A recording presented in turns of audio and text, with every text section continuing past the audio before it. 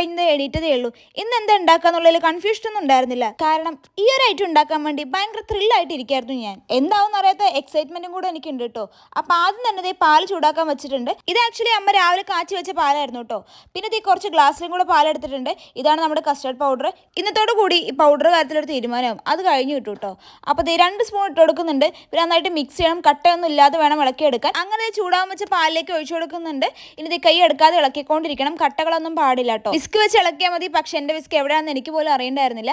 പിന്നെ 2 സ്പൂൺ പഞ്ചസാര കൂടി ഇട്ട് കൊടുക്കുന്നുണ്ട്. നിങ്ങളുടെ മധുരത്തിന് ആവശ്യത്തിനുള്ള പഞ്ചസാര കൂടി ആഡ് ചെയ്ത് കൊടുക്കുക. പിന്നെ വീണ്ടും കൈ എടുക്കാതെ ഇളക്കണം. ഈ ഒരു പരുവാകുമ്പോൾ നമ്മൾ ഗ്യാസ് ഓഫ് ചെയ്യാവുന്നതാണ്. പിന്നെ നമുക്ക് വേണ്ടത് ഒരു ബൗളാണ്.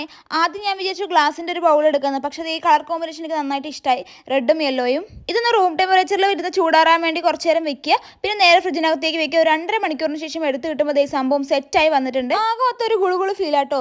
സംഭവം എന്തായാലും സെറ്റായി വന്നിട്ടുണ്ട്. ഇതെങ്ങാനും എടുക്കുമ്പോൾ പൊട്ടിപ്പോവാന്ന്